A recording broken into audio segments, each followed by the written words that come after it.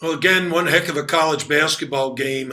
We played terrific for a long stretch, and then Georgia Tech stormed back and did a great job of forcing turnovers. This is the first game where our opponent has forced more turnovers than we did. They did a heck of a job, and then they converted all of those into fast break points, and we didn't get back defensively. Every shot we missed ended up being like a fast break for them. But we built up a great lead to start the second half, and we were able to hold on. So, real credit goes to the whole team, but in particular, a guy like Benenson Joseph, who had to come in and run the point at the end of the game when Charlie Moore fouled out.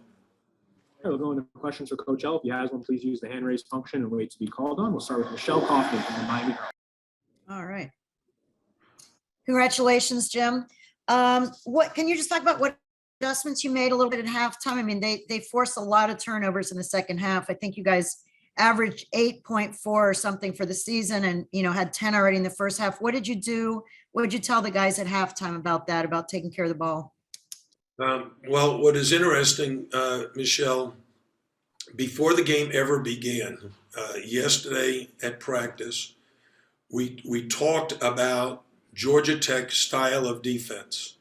And they're the best team in the league at looking for steals. They actually play your pass, and they do a great job. If you dribble penetrate, they're ready for you to kick it out. They are very, very active defensively. So we are not surprised by our number of turnovers. So you got to give their defense a lot of credit, and they change it. They play man, they play the 1-3-1. Am I still on? Because I haven't. Yeah. They play a 1-1-3, and they play the passing lanes. And a passing lane defense is really designed to make your passes difficult. And they did a great job of that. Did you do something at halftime to adjust to take better care of the ball second half or not? Not really an adjustment, just, again, a very strong emphasis on this is what they're trying to do. You got to remember that. Right. And then what we did at the end of the first half that worked so well is we attacked it differently by getting the ball to Cam McGusty at the elbow. Mm-hmm. And Cam was able to convert those opportunities into baskets, and we ended up with an 8-point lead. In the second half, we did the same thing. And then you saw Georgia Tech took an early timeout, and we knew they'd make a change in the defense and in their substitution pattern. So we changed the offense, and the guys just executed the offense very well for the next 6 or 7 minutes. We ended up, I think the highest point lead we had was 18. 19. You got to 19. So we're up 19, and now we're playing so well, the guys want to just get into a running contest with them. And we were missing, and they were just shooting layups on us because we weren't getting back defensively. Thank you. Stock from inside the U. Yeah, Coach, how important are these road wins for your team to stay atop of the lead in the conference? You go to 3-1 on the road, 5-1 overall. Just how important are these road wins? Have been tough the last few years. Well, I think playing on the road every year is hard.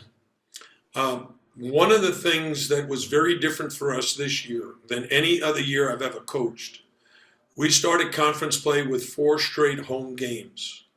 And we were able to capitalize on that opportunity by going 4-0 at home. That gave us some confidence going on the road because we were playing pretty darn well at that time. And then if you win one like we did it at Duke, yeah, you feel good about yourself. And now we've played 10 conference games, 6 at home and 4 on the road. And we're 3-1 on the road. So that's a pretty darn good road record in the ACC, especially at this time, because I think there's a lot of parity in the league. Going now to Luke Chaney from the Miami Hurricane. Luke.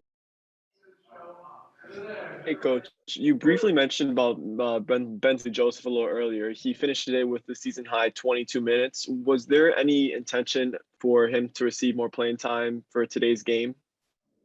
Oh, no, that was not in the game plan. That was an in-game decision based on Charlie Moore picking up 2 fouls in the first 4 minutes. Bensley came in there and played in a long stretch, and we need Charlie. Charlie is our quarterback. And so one of the great things about Bensley is how well he played when Charlie fouled out. We'll go to Chris Stock again from inside the. Yeah, Coach, going back to the defensive looks at Georgia Tech, it felt like they're rotating and switching it up quite frequently. What did your guards do well in that? It felt like at times the ball movement was good. I know you touched on the turnovers, but what were you guys able to do? You were able to get some points on the perimeter at times. Well, I think we have very skilled players. And I use the expression to all the players, you've got to use your basketball ability in this game. On the offensive end, your most important ability is availability. Don't leave the guy with the ball with no one to pass to because they're going to try to block his pass. You can't stand around waiting for the ball to come to you. You got to go get it. And early in the game, we had some beautiful assists where Jordan Miller ended up with a dunk and then a three-point play. Anthony Walker ended up with a layup where the big guys shared the ball with each other. I don't know who got the assist on those. Sam Wardenberg had 1 assist. Isaiah had 3. Charlie Moore had 3. But I'm guessing that Jordan Miller's 2 assists were to Anthony Walker, to his teammate inside. Go back to Luke Chambers. Hey, Coach, can you talk a little bit about the versatility that Jordan Miller brings in the defensive end? Yeah, Jordan Miller had another heck of a game. He ends up 5 for 8 from the field, 3 for 3 from the foul line. Those last free throws were huge. 13 points, 8 rebounds. He's our leading rebounder. He guards Jordan Usher, and for a very long time, I thought he did a great job on Jordan Usher. And then with about, 5 or 6 minutes, 7 minutes to go, Jordan Usher just exploded for a couple of incredible baskets. So, but Jordan Miller is a key cog in our web. I mean, he can switch on ball screens. He can guard a bigger guy. He's good in around the basket, and he hits an occasional 3. So, really good player. Anything else for Coach L? All right, last question from Chris Stock. Coach, a couple more for you. Just your thoughts. You got your guys out rebounded Georgia Tech 38-31. So your thoughts on that, and then also the good job you guys defensively in holding Michael DeVoe to 12 when he had scored big points this year. I think the rebounding comes when teams miss shots.